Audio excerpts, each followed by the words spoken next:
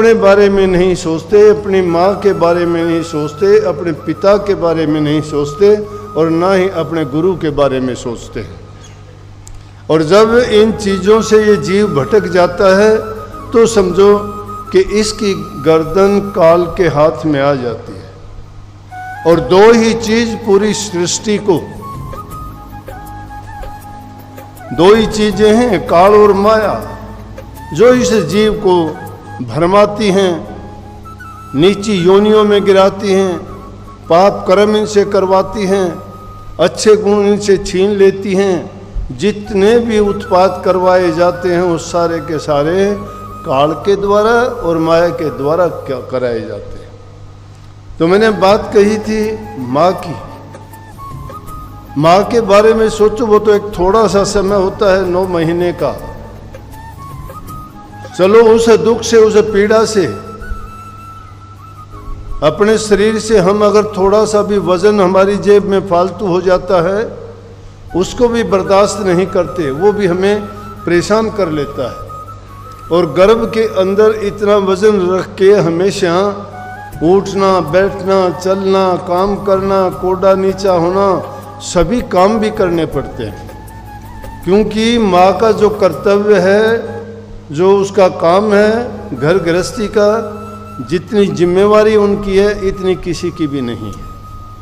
घर में जितने आदमी होते हैं, किसी को दिक्कत होगी, तकलीफ होगी, परेशानी होगी, वो अपना काम करके आएंगे।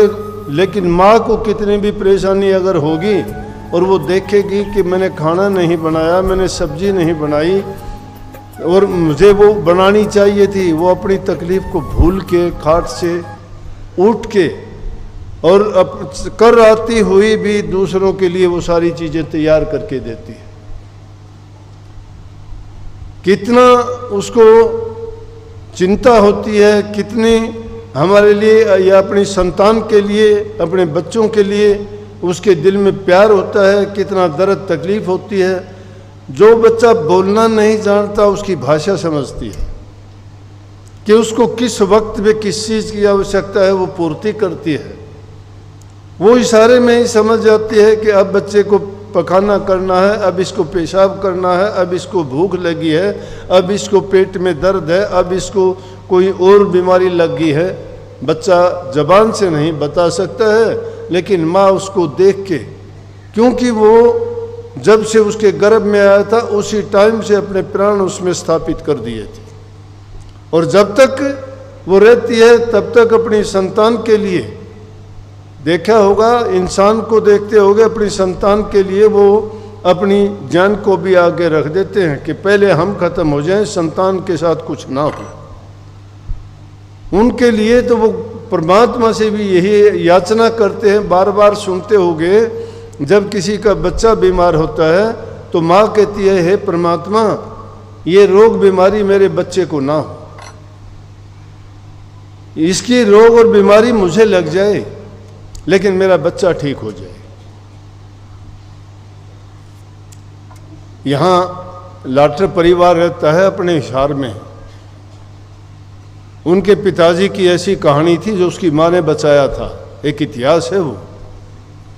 बात इसी तरह की चल गई लेकिन बताऊं जरूरी है वो।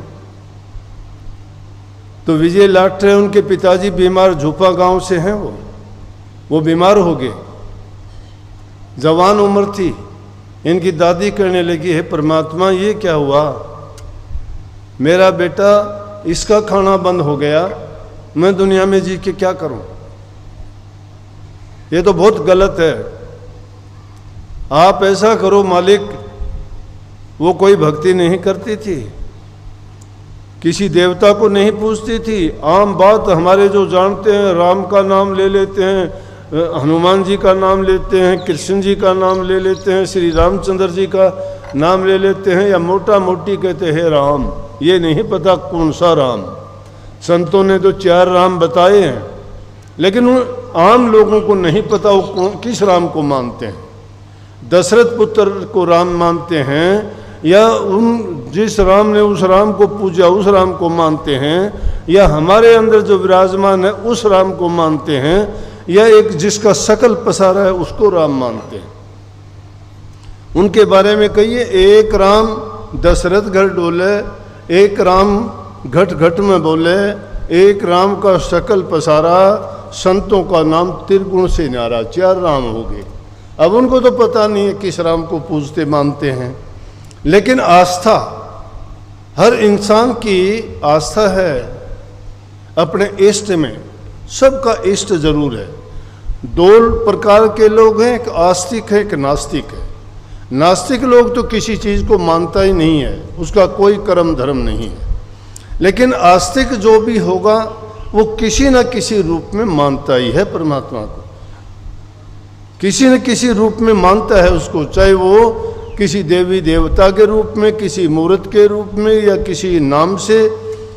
वो ज़रूर उसका इष्ट है, और जब भी उसको ज़रूरत पड़ती है उसके सामने वो अपनी जो प्रार्थना होती है रखता